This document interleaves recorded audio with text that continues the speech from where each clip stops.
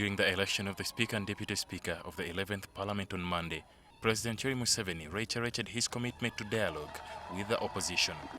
Museveni mentioned FDC, UPC and DP as some of the opposition political parties he has reached out to. I'm also ready to engage the opposition. Museveni has never written to us. We have never held a meeting with him. But he's poaching on FDC leaders. So when he recruits one or two like he did with the Anywa and Chibazanga, then he says there is a dialogue.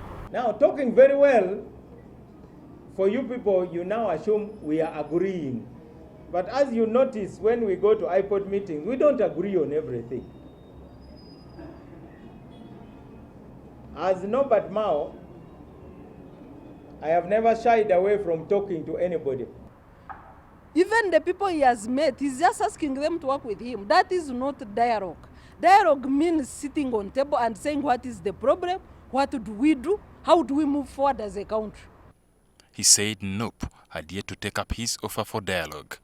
But also there are many who would like to engage in talks.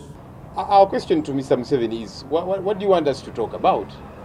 Because people have been killed and continue to be killed. Mr. Museveni went on TV and he gloated and said, I brought my commandos from Somalia to kill these terrorists. He calls us terrorists simply because we don't support him. Our people are still in jail to date. The Nubiandis, Eddie Mutwe, Dan Magic, and a plethora of others, you know. People have been abducted, and those who eventually surface, their nails have been plucked out. For Jema President Asman Basalirwa, the president must use proper channels for dialogue if it is to yield any fruit. The legal framework of Uganda creates avenues for engagement of political parties.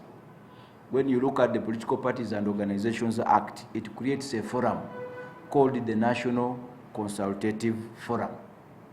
I would request that the President utilizes the fora established under the law. Some opposition figures also question the president's statements on moving on after elections.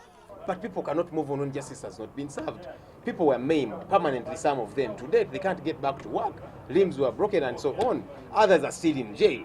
To date, for no offense whatsoever. And then you say we move on. I don't understand what they mean by moving on. We certainly cannot move on. The ruling NRM has in the past held talks with opposition under the Inter-Party Organization for Dialogue, but not much has come from these talks. Ali Mivole, NTV. Our guests take their seats.